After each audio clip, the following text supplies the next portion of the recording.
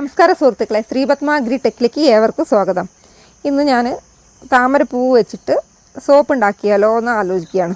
അതിനായിട്ട് ഞാനിവിടെ പറിച്ചെടുക്കുന്നത് വിനായക എന്ന് പറഞ്ഞ താമരയുടെ വിരിഞ്ഞ് പൊഴിയാറായ ഇതളുകളൊക്കെയാണ്. അപ്പം നമുക്കിത് എടുത്തിട്ട് സോപ്പ് ഉണ്ടാക്കി നോക്കാം. നമ്മൾ ശേഖരിച്ച താമരയുടെ ഇതളുകളെല്ലാം ഒരു മിക്സിയുടെ ജാറിലിട്ടിട്ട് കുറച്ച് വെള്ളം ഒഴിച്ചിട്ട് നന്നായിട്ട് അരച്ചെടുക്കുക. അതിനുശേഷം ഒരു അരിപ്പ വെച്ചിട്ട് അരിക്കുക. മിശ്രിതം നമ്മൾ വേറൊരു പാത്രത്തിലേക്ക് ഒഴിച്ച് മാറ്റി വയ്ക്കുക.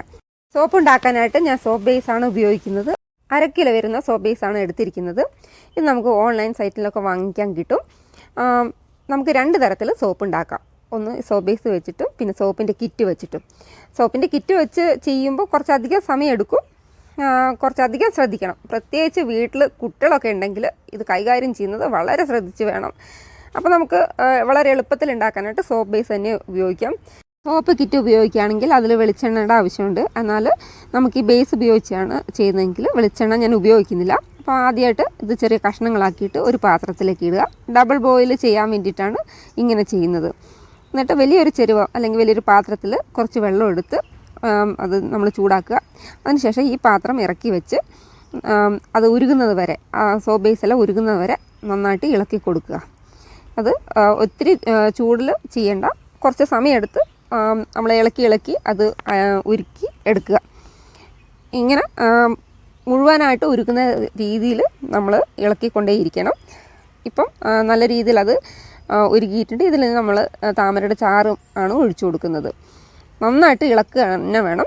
ഒട്ടും തണുക്കാൻ വിടരുത്. തണുത്ത് കഴിഞ്ഞ് ഉറച്ചു പോകും. കുറച്ച് ഗ്ലിസറിനും കൂടി ഞാൻ ഇതിൻ്റെ കൂടെ ആഡ് ചെയ്യുന്നുണ്ട്. അതിനുശേഷം നമുക്ക് തയ്യാറാക്കി വെച്ച മോൾഡിലേക്ക്, സോപ്പിൻ്റെ മോൾഡിലേക്ക് ഒഴിച്ചു കൊടുക്കാം. വളരെ പെട്ടെന്ന് തന്നെ ഇത് ചെയ്യണം. ഇല്ലാന്നുണ്ടെങ്കിൽ ഇപ്പം നേരത്തെ പറഞ്ഞ പോലെ അത് കട്ട പിടിച്ചുകൊള്ളാൻ സാധ്യതയുണ്ട്.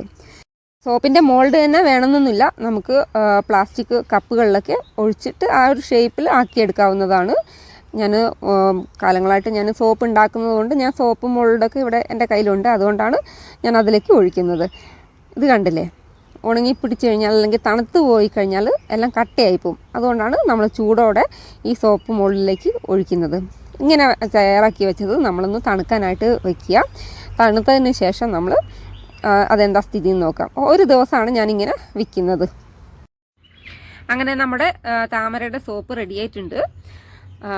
ഇത് ഇങ്ങനെയാണ് ഉണ്ടായിരുന്നത്. നമ്മളത് എടുത്തു കഴിയുമ്പോഴേക്കും മോൾഡിൻ്റെ മുകൾ വശമാണ് ഇത്, ഇതിൻ്റെ അടിവശമാണ്. കണ്ടില്ലേ, നല്ല അടിപൊളി സോപ്പായിട്ട് നമുക്ക് കിട്ടിയിട്ടുണ്ട്. ഇങ്ങനെ തയ്യാറാക്കിയ സോപ്പ് ഞാൻ ഒരു 3 ആഴ്ച കഴിഞ്ഞതിന് ശേഷമാണ് ഉപയോഗിക്കുന്നത്. അപ്പം നമുക്ക് ഈ താമരയുടെ ഇതളുകൾ മാത്രമല്ല, ഇതിൽ കറ്റാർവാഴയോ തുളസിയുടെ ചാറോ ഇനി വേണമെങ്കിൽ കസ്തൂരി മഞ്ഞളുടെ പൊടിയോ ഇത് വേണമെങ്കിലും ഉപയോഗിക്കാം.